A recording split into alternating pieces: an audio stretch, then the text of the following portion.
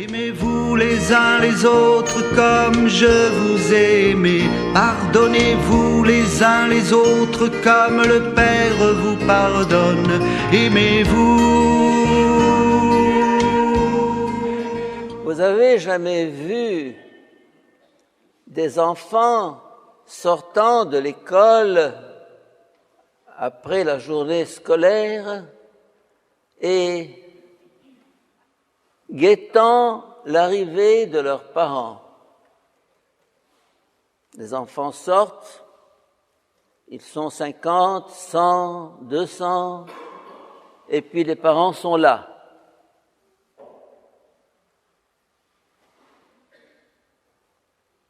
Et tout à coup, ah! Maman! Ah! Samir! Qu'est-ce qui s'est passé? Samir, qui était un parmi les 100 ou 200 enfants, tout à coup est devenu Samir, unique au monde. Il n'y a qu'un Samir dans le monde. C'est mon enfant. Vous allez me dire, mais ils sont nombreux, les Samirs. Non. Avec ses yeux, son sourire, ses cheveux, son caractère, Samir, mon enfant. Et puis il y a beaucoup de femmes dans le monde, mais il y a maman, il y a papa. Une famille, c'est ça. Il n'y a pas 85 millions d'Égyptiens. Il y a papa, il y a maman, il y a Samir, il y a Yasmine, il y a... Nous sommes 4, nous sommes 6, nous sommes 8, peu importe, mais c'est la famille.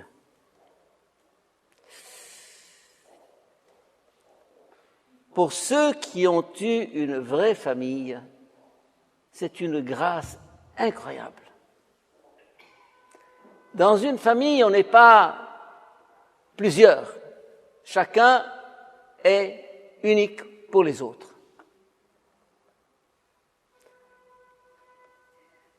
Et si je ne suis pas unique pour quelqu'un, je n'existe pas. Je n'existe pas.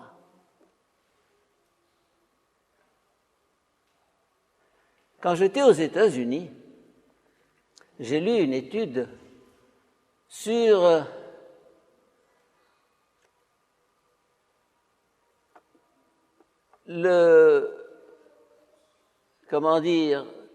on appelait ça baby feeding, c'est-à-dire comment nourrir un enfant. Eh bien, il y avait un asile d'enfants, une trentaine dans un dortoir, et la nurse, une nurse américaine, toute propre, blanche, etc., entraînée avec des cours. Elle arrive et elle met sur chaque lit, sur un petit coussin, un biberon pour chacun des enfants, avec du lait tout à fait, comment est-ce qu'on dit ça, du lait pasteurisé, tout à fait sans microbes, et au bout d'une demi-heure, elle reprend les biberons. 6 mois après, la moitié des enfants étaient morts. 6 mois après, la moitié de ces enfants étaient morts. Morts de quoi? De faim? Non. Microbes? Non. Morts de n'avoir pas une famille, de n'avoir pas une maman, de n'avoir pas l'affection et la tendresse des parents pour qui cet enfant est tout pour moi, est unique. Mes chers amis, la famille est la grâce des grâces.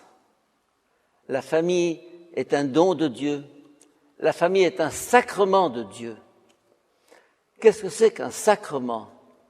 Un sacrement, c'est un signe par lequel Dieu se manifeste. Dieu s'exprime. Dieu me rejoint.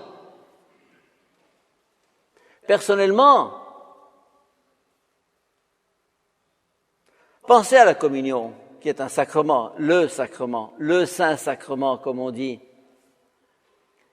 Qu'est-ce qui est important dans la communion? C'est que je ne vous dis pas self-service, chacun prend, non. Un tel, une telle, je le regarde dans les yeux, de temps en temps il me sourit s'il me connaît ou elle me connaît. Il y a un rapport, chez les Grecs catholiques, on dit même le nom. Abdullah, Henry, Nathanael, etc. Ça veut dire que tant que nos rapports les uns avec les autres ne sont pas personnalisés, ce sont des rapports anonymes, sociaux.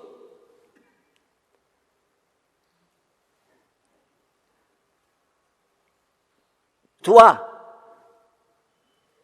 avec tes yeux, tes cheveux, toi que je reconnaîtrai dans une foule, toi unique, mon enfant, papa, maman.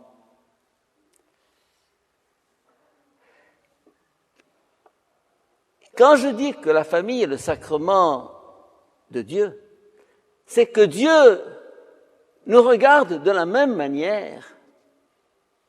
Dans cette église, il ne voit pas 60, 70 personnes.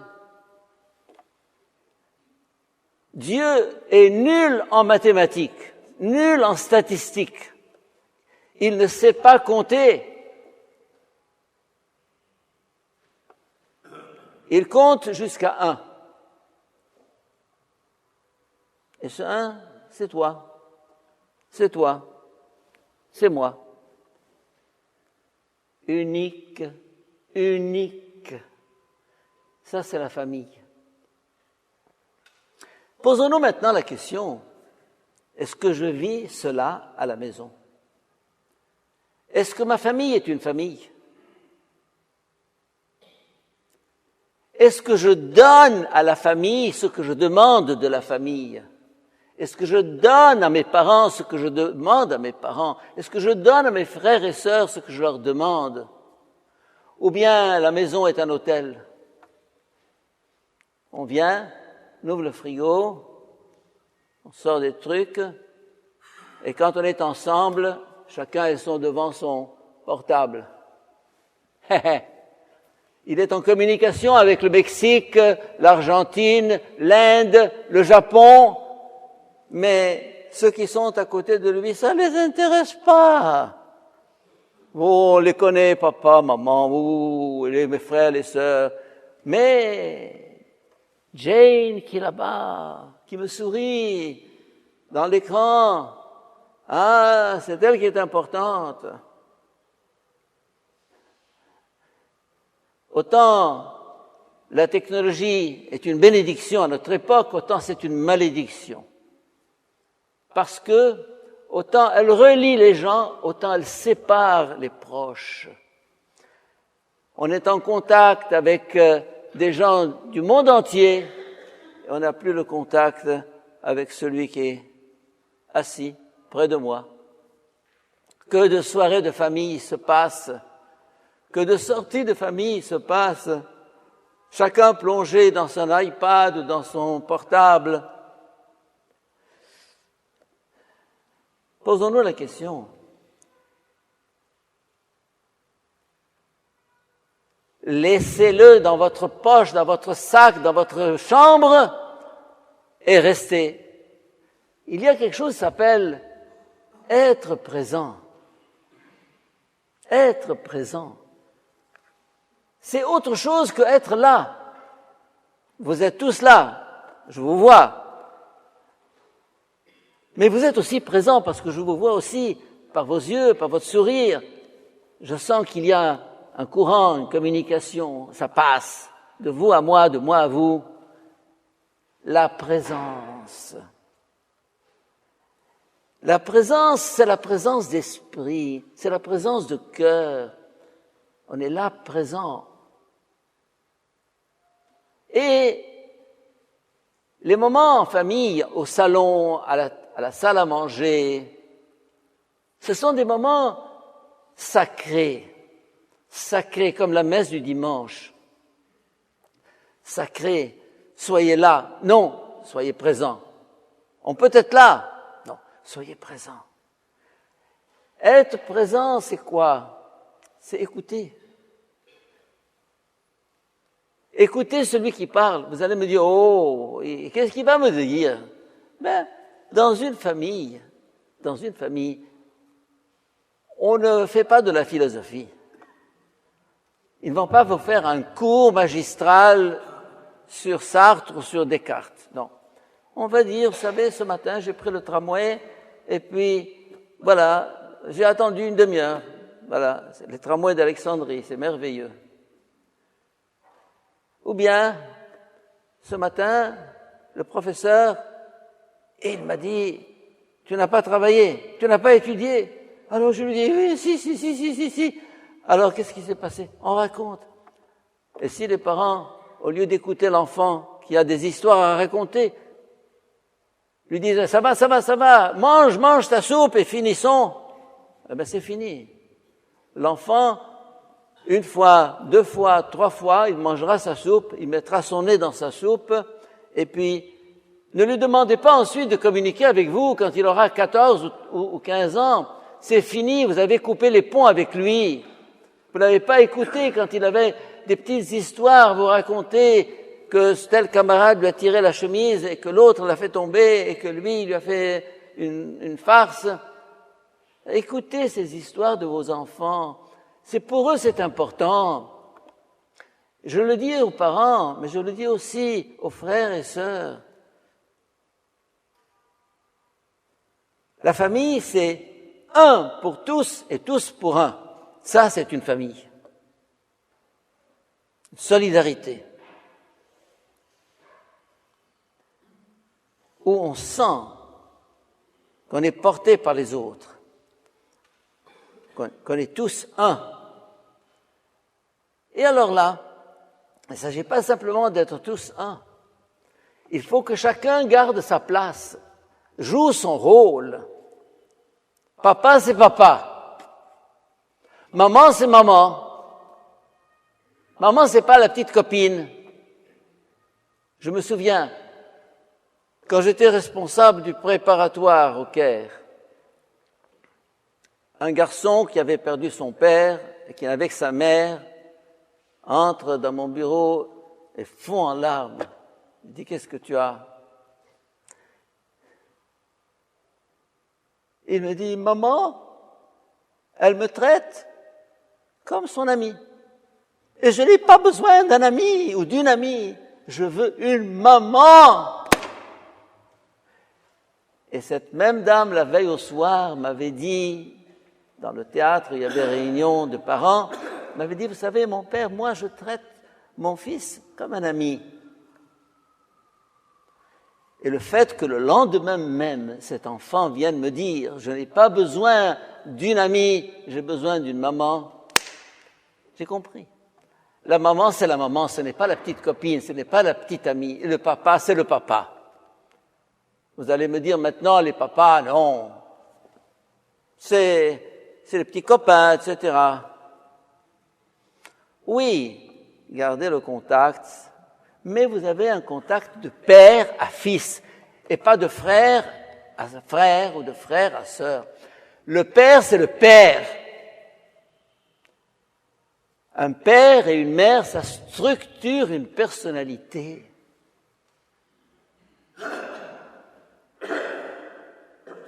Et malgré toute la mode actuellement de ces mariages homosexuels, 2 hommes adoptent un enfant et ils l'élèvent. Et 2 femmes adoptent un enfant et ils l'élèvent. Vous allez me dire, vous êtes d'accord? Je dis non, je ne suis pas d'accord. N'en déplaise à M. Hollande.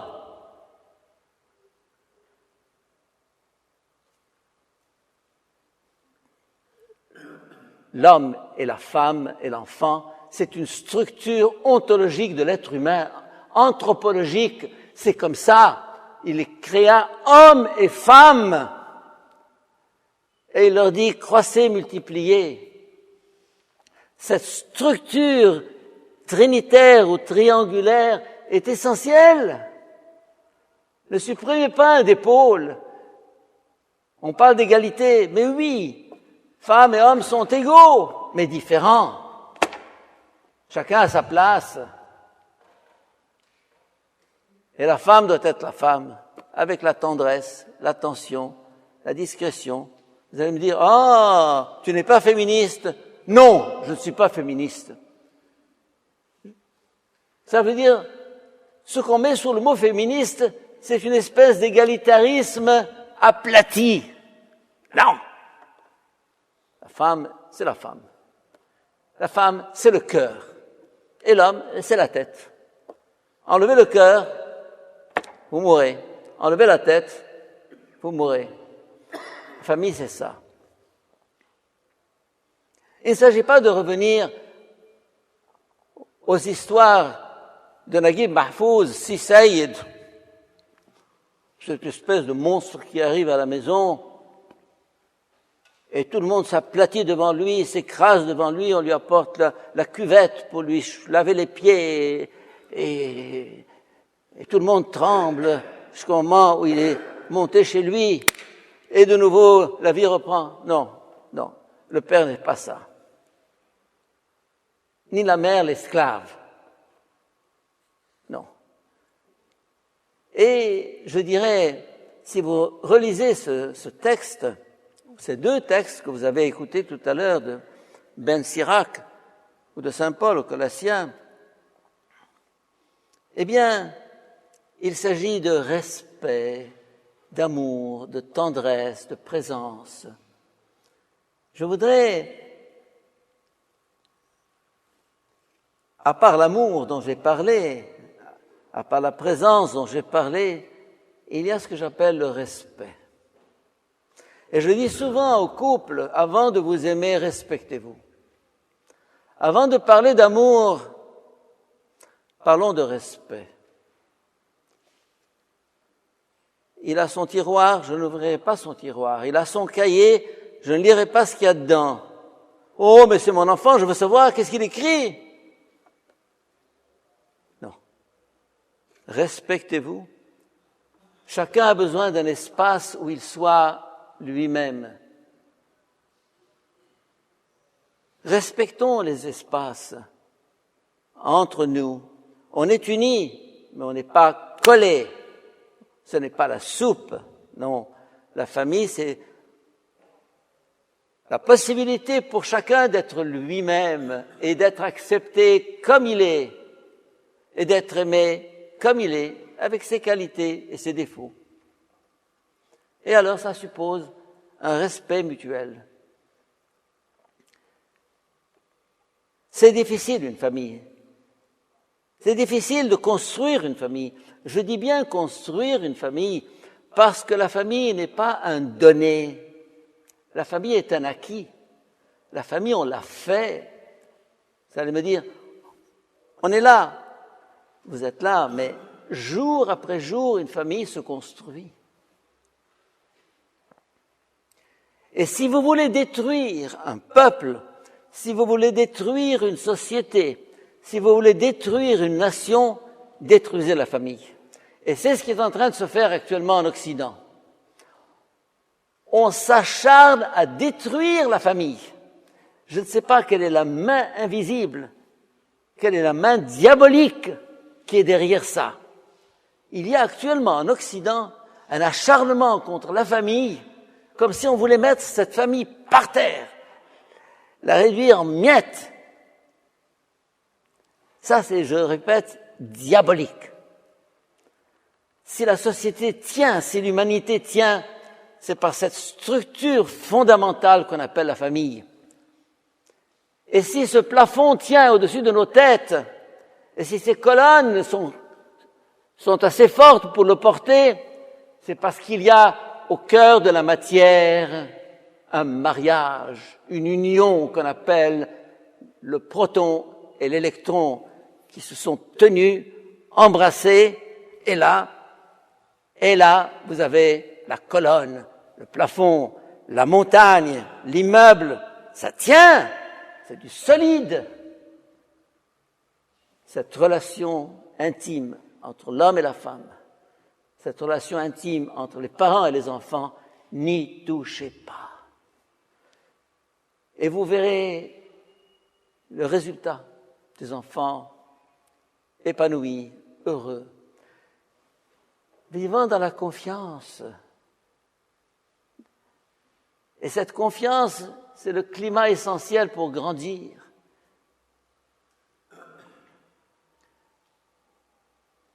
Dieu nous a fait ce cadeau merveilleux de la famille qui est le reflet de sa propre famille qu'on appelle la Trinité, car Dieu lui aussi est famille. Et il a créé l'homme à son image et ressemblance. Et en vivant ce sacrement de la famille, nous ferons l'expérience de Dieu lui-même. Nous comprendrons comment est Dieu, qui est Dieu, ce que vit Dieu, ce que sent Dieu.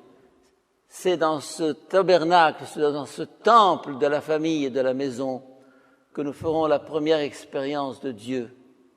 Et elle nous marquera au plus profond de nous-mêmes. Aimez-vous.